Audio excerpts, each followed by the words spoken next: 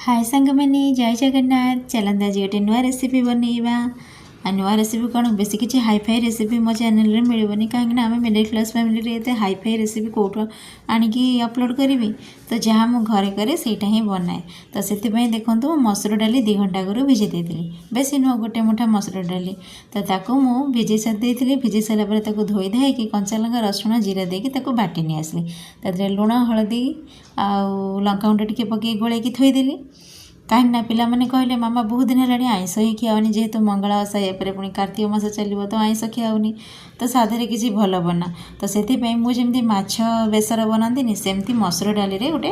बरा भाया करके बेसर बनइबी तो से मसूर डाली तो आपको कहली केमती कली तो ये तावे तेल पकईदी तेल पकई एमती गोल गोल करदेली आ गोटे मसला मु रेडी करची जोटा कि सोरिष जीरा माने कला सोरिष हलदिया सोरिष जीरा शुखला लंका रसुण पियाज तार बाटण रेडी करके रखीदे आउ ये जो बरा मु तैयारी कली मसूर डाली एमती तावे बरा रेडी करके रखीदी एवं जमती आम माछ बेसर बनाती सेमती ही तरकारीटा को बनईदे चलते तो से तावे किसी तेल पकईदेली तादे टे कला जीरा फुटेदेली आ पियाज फाड़े पकई भाजीदेली तापर टमाटो 2टा मीडियम साइज टमाटो काटिक रखी भी पकईदेली लुण टे पकईदेली जल्दी जरीज टमाटो से मुझे लुण पकईदेली आ टमाटो टे जरीला मुझे मसला रखी बेसर बटा देदेली देदेला से लुण हलदी लंका गुंड धनिया गुंड पकई भलकी टे जारीदेली